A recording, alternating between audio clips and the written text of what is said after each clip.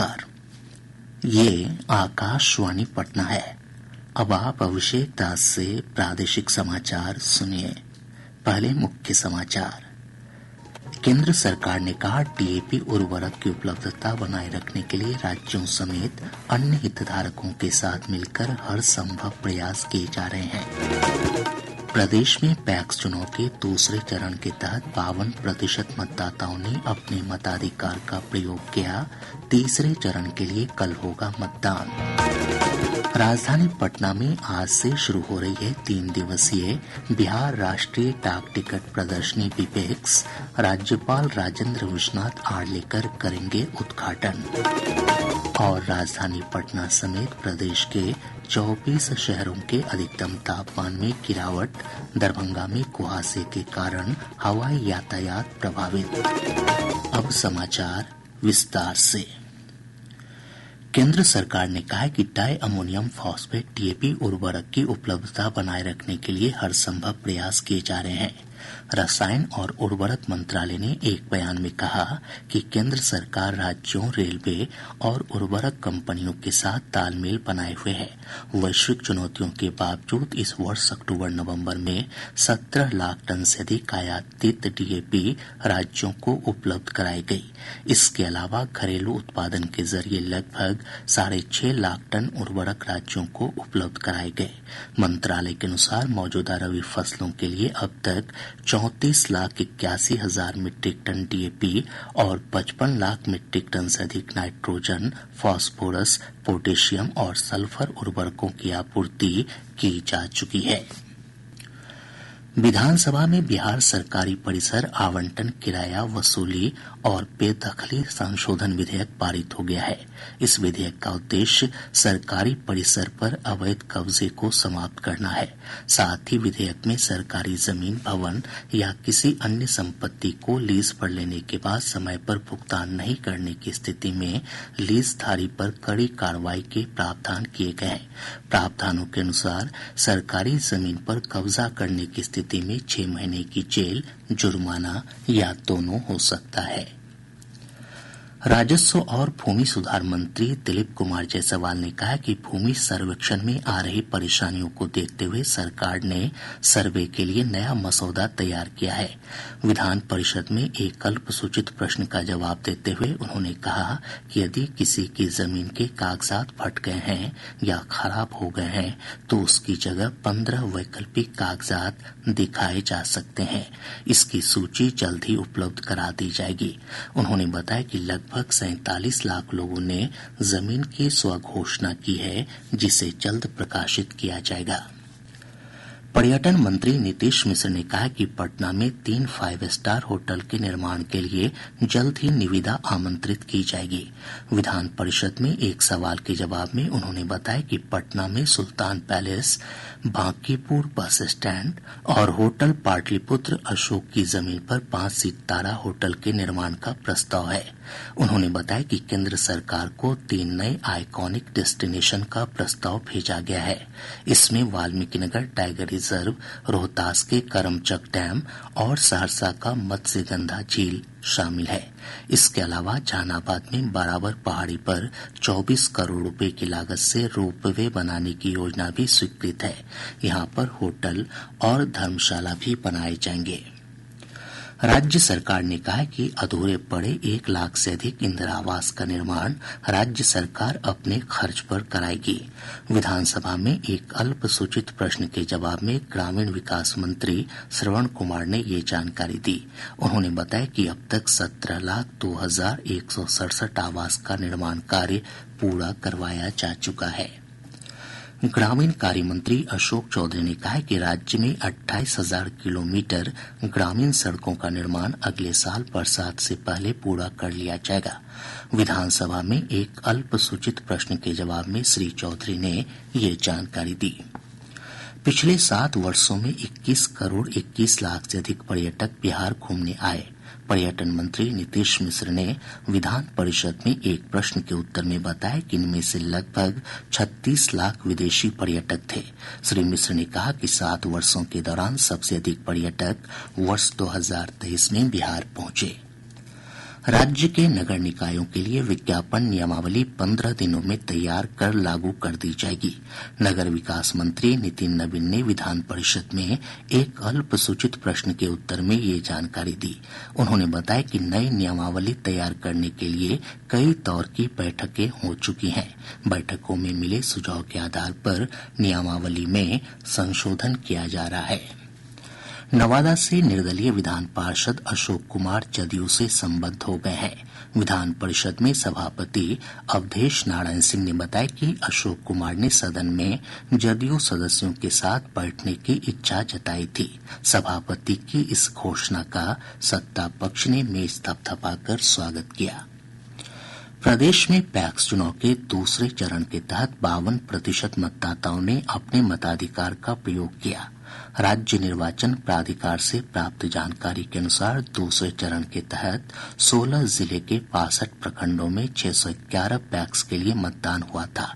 इस चरण में 105 पैक्स के लिए निर्विरोध निर्वाचन हुआ, जबकि 7 पैक्स का चुनाव स्थगित कर दिया गया। इधर पहले चरण के संपन्न चुनाव की मतगणना पूरी हो गई है, साथ ही परिणामों की घोषणा कर दी गई है।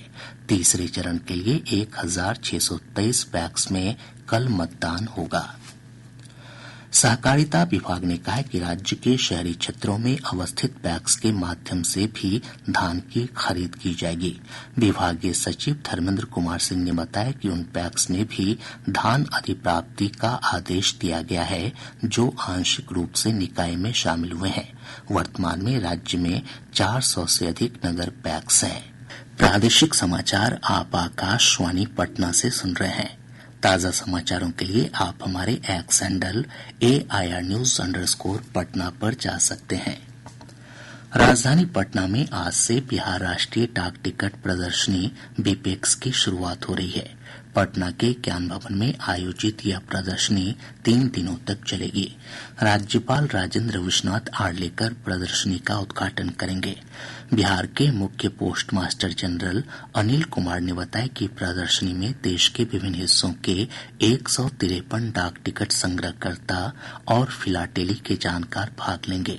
लगभग 20,000 डाक टिकटों का प्रदर्शन किया जाएगा। लोगों के लिए यह ज्ञान, मनोरंजन और टिकटों की तिरंगारंग दुनिया से परिचित होने का अवसर होगा। प्रदर्शनी में आम लोगों के लिए विश्व के प्रथम डाक टिकट का भी प्रदर्शन किया जाएगा। तांबे का यह टिकट बिहार के पटना से अजीमाबाद इकन्नी और तोन्नी के नाम से 1774 में जारी हुआ था। मुख्य पोस्ट मास्टर जनरल ने बताया कि प्रदर्शनी के दौरान कई प्रकार की प्रतियोगिताओं का आयोजन किया जाएगा और विजेताओं को पुरस्कृत किया जाएगा। 450 फ्रेम के डाक टिकट यहाँ लगेंगे, जिसमें करीब 20,000 से 25,000 के बीच में डाक टिकट होगा। इसके अलावा जितने भी लब्ध प्रतिष्ठित और रेयर स्टाम्प है पूरी दुनिया के, जैसे कॉपर टिकट है, जैसे पेनी ब्लैक है, जैसे सिंडॉक है, जैसे गांधी जी का सर्विस स्टाम्प है, जैसे फर्स्ट स्टाम्प जो तिरंगा पर निकला था इंडिपेंडेंस के बाद, जिसका 75 साल हुआ, वो स्टाम्प है। इस तरह के जो ख्याति प्राप्त लब्ध प्रतिष्ठित और रेयर स्टाम्प जो है, ये आपको देखने में इस डाकघर में मिलेगा। राजधानी पटना समेत प्रदेश के 24 शहरों के अधिकतम तापमान में गिरावट दर्ज की गई है। वहीं 13 शहरों के न्यूनतम तापमान में मामूली बढ़ोतरी हुई है। मौसम विज्ञान केंद्र पटना के अनुसार पश्चिमी विक्षोभ की सक्रियता कम होने के चलते अभी भी अधिकतम और न्यूनतम तापमान सामान्य से ऊपर बना हुआ है। मौसम पूर्वानुमान में कहा गया कि अगले 5 दिनों तक तापमान में किसी विशेष परिवर्तन की संभावना नहीं है। अगले 2 दिनों में सुबह के समय राज्य के उत्तरी हिस्सों में कुछ स्थानों पर हल्के से मध्यम स्तर का कोहरा छाये रहने का पूर्वानुमान है। इधर दरभंगा से हमारे संवाददाता ने बताया कि घने कुहासे के कारण जिले में यातायात व्यवस्था प्रभावित हुई है। इसके चलते कल स्थानीय हवाई अड्डे से एक भी विमान का परिचालन नहीं हो सका। पटना उच्च न्यायालय समेत प्रदेश की सभी अदालतों में 14 दिसंबर को राष्ट्रीय लोक अदालत आयोजित की जाएगी।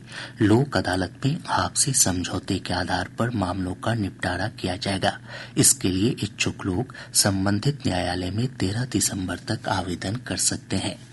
पटना के माल सलामी थाना क्षेत्र अंतर्गत मंसूरगंज मंडी स्थित एक गोदाम में छापेमारी कर पुलिस ने 1 करोड़ रुपए मूल्य का नकली खाद्य तेल बरामद किया है।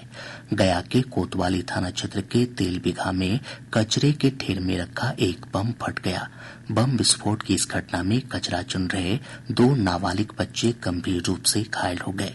पुलिस मामले की जांच कर रही है। नालंदा जिले के दीपनगर थाना क्षेत्र अंतर्गत मेघी गांव में अपराधियों ने नगमा पैक्स के नवनिर्वाचित अध्यक्ष शिवचरण कुमार को गोली मारकर गंभीर रूप से घायल कर दिया। वैशाली जिले के रुस्तमपुर थाना क्षेत्र के लिटियाही स्थित ढाब में नहाने के दौरान 2 सगे भाइयों की डूबने से मौत हो गई। बेगूसराय की एक अदालत ने हत्या के एक मामले में 2 दोषियों को आजीवन कारावास और 25,000 रुपए अर्थदंड की सजा सुनाई है। गुजरात के राजकोट स्थित निरंजन शाह स्टेडियम में खेले जा रहे Mushtaq Ali T20 cricket tournament में बिहार ने मेघालय को 8 रनों से पराजित कर दिया। इधर कर्नाटक के शिमोगा में खेले जा रहे BCCI महिला अंडर 15 वनडे क्रिकेट प्रतियोगिता में हरियाणा ने बिहार की टीम को 228 रन के विशाल अंतर से पराजित कर दिया। अब पटना से प्रकाशित प्रमुख समाचार पत्रों की सुर्खियां। आज के सभी समाचार पत्रों ने अलग अलग खबरों को प्रमुखता से प्रकाशित किया है। दैनिक जागरण ने सुप्रीम कोर्ट के हवाले से लिखा है, आरक्षण का लाभ लेने के लिए मतांतरण संविधान के साथ धोखाधड़ी। हिन्दुस्तान की सुर्खी है, नशा मुक्त बिहार के लिए दौड़ेंगी साइना नेहवाल, 1 दिसंबर को पटना में होगा मैराथन का आयोजन। दैनिक भास्कर लिखता है, हेमंत सोरेन आज चौथी बार बनेंगे झारखंड के सीएम। राष्ट्रीय सहारा के शब्द हैं, महाराष्ट्र में मुख्यमंत्री पद को लेकर चल रही अटकलों पर लगा विराम, शिंदे पीछे हटे, भाजपा का रास्ता साफ। प्रभात खबर ने अपनी विशेष रिपोर्ट में लिखा है, बीपीएससी के सभी टॉपर सरकारी स्कूल में पढ़े, हिंदी माध्यम से दी परीक्षा। आज अखबार की सुर्खी है, 43वें भारतीय अंतर्राष्ट्रीय व्यापार मेले में बिहार को मिला गोल्ड मेडल। और अब अंत में मुख्य समाचार एक बार फिर। केंद्र सरकार ने कहा, टीएपी उर्वरक की उपलब्धता बनाए रखने के लिए राज्यों समेत अन्य हितधारकों के साथ मिलकर हर संभव प्रयास किए जा रहे हैं। प्रदेश में पैक्स चुनाव के दूसरे चरण के तहत 52% मतदाताओं ने अपने मताधिकार का प्रयोग किया। तीसरे चरण के लिए कल होगा मतदान। राजधानी पटना में आज से शुरू हो रही है 3 दिवसीय बिहार राष्ट्रीय डाक टिकट प्रदर्शनी बिपेक्स। राज्यपाल राजेंद्र विश्वनाथ आर्लेकर करेंगे उद्घाटन। और राजधानी पटना समेत प्रदेश के 24 शहरों के अधिकतम तापमान में गिरावट। दरभंगा में कुहासे के कारण हवाई यातायात प्रभावित। इसके साथ ही आकाशवाणी पटना से प्रसारित प्रादेशिक समाचार का ये अंक समाप्त हुआ।